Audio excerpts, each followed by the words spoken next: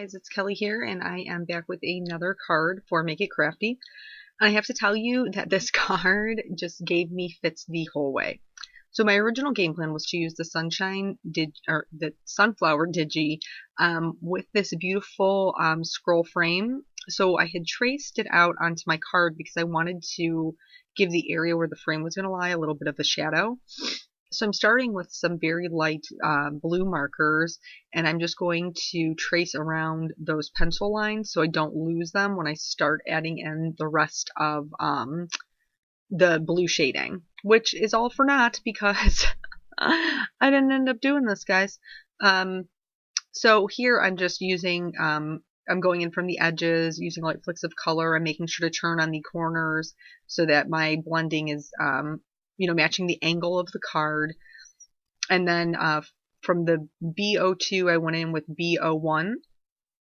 And then my lightest color was B00. And this was just to get a good blend. I wanted it to be the lightest where my focal point was, because that automatically draws your eye to the flowers. Because everything is so light there, it like highlights your focal point. So I've already drawn in around those lines and added some shading, and so I'm using C5, C3, and C1 for that, which is sounded like a really good idea, but then it just didn't go. It just didn't work. So here's where I'm at. I'm going to start coloring the flower now, and I picked, I guess, some more blue. Some greens that are more on the blue side. They're not blue greens. So I'm starting with YG03, and then I'm YG06. I had originally picked YG05, and then my darkest color was, or I'm sorry, not YG05, G05. And then I had originally picked G17 as my darkest color. It wasn't dark enough. So the way that I lay down my color is I start with my lightest color. I lay down my shadows with my lightest color. And then I go to my mid-tone, well, my first mid-tone, and then my second, and then hit it with my darkest color. So I'm just going to show you 2 leaves here. There's a lot of leaves in this particular digi-stamp, and I'm sure you don't want to have to watch me color all of them. So that's my darkest color, and then I'm going to feather back out from darkest to lightest, and then I don't fill in my white highlight until my very last go over. And I'm going to do the same thing with this flower. So I wanted them to be, the shadows to be the deepest in the center of the flower, or I'm sorry, the center of the leaf. Look, see, like this card didn't want to be made. This voiceover doesn't want to be made. I don't even know what I'm saying right now. Anyway, so starting with my lightest, working out to my darkest, I'm using feathering motions. I'm leaving a lot of white space because it's a large area and there's only going to be so much shading on it. And then after I do this one, I realize that I just don't have enough contrast. My darkest color was not dark enough. And then so I'm going to bring in some G28, which the name of the color is actually, I think, blue-green. But it's not. It works well with these colors. And then for the rest of the leaves that I colored, I just completely ditched that G17. Here I used it on these 2 because I had already used it. So I felt like I don't know why. I probably didn't. I probably could have ditched it right here, but I didn't. But for the rest of them, I did. It was a completely unnecessary layer. I didn't need it to get the blend that I was looking for. So here, this is just, it's a little deeper of a shadow. It makes that leaf look like it actually has some shape, which is what I was going for. This leaf I did keep because see how that end curls right there? Let me share a little secret with you. It took me a long time to learn. The way that petal curls down, normally I would have shaded it all the way down to the end. And it took me a really long time to learn that edge right there, if you color that dark, you lose the 3D effect that your shading gives you. So you have to leave, see how like my shading looks like it's almost going off the petal? You have to leave that edge light. And the reason that I'm telling you this is not just because it applies to leaves, but it also applies to hair. So a lot of Zoe's images, the hair is curled or folding, and she leaves a lot of areas where they connect to one another. And where that piece comes down and is connected, you have to leave that light, because if you color it dark, you lose a lot of dimension. So don't make the mistake that I was making for a really long time. So here I've used some cooler E shades. The E44s are more gray based, less warm. So I'm just adding in a little bit of shading. Again, careful to leave that white highlight so that they have a little bit of depth. And I only used 3 colors for this because, well, first of all, I only own 3 colors in the E40 series, but it was a very small area, so I didn't need a lot. A light, medium, and dark was sufficient. I didn't need 4 colors to get the look I was going for. So since it is fall, that's why I picked the sunflower ones, and I'm actually making this card for my friend Jana, and she has recently been a bit under the weather. Is it under the weather? I don't know.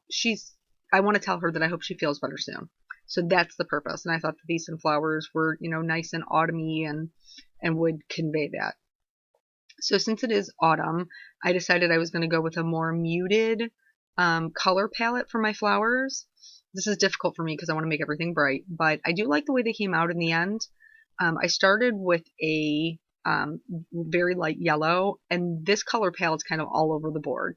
So I started with a really light yellow, and I went in from the base of the flower, and then I also did the tips. And because it's so small, I'm being really careful to only just lay down a very few little flicks of color.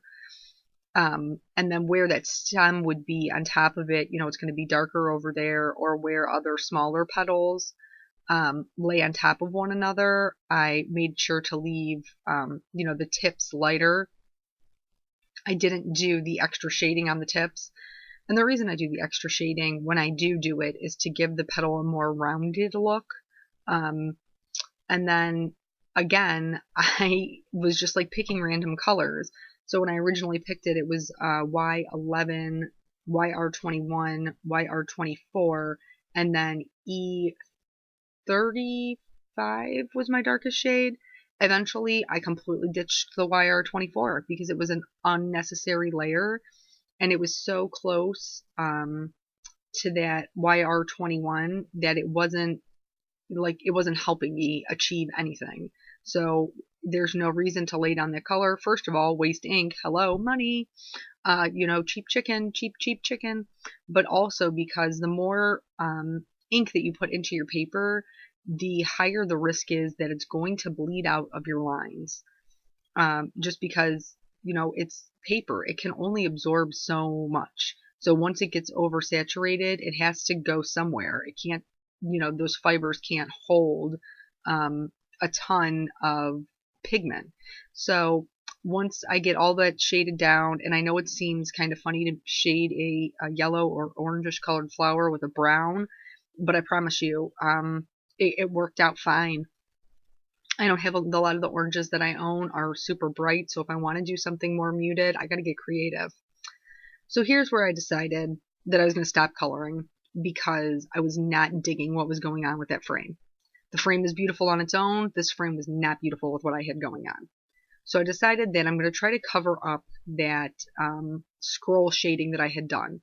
I'm using the same gray markers, the C5, C3, and C1, and I'm going in from the edges and blending that out. It did not completely get rid of my shading, but it turned out to be okay because it almost looked like marble in my background. I don't know.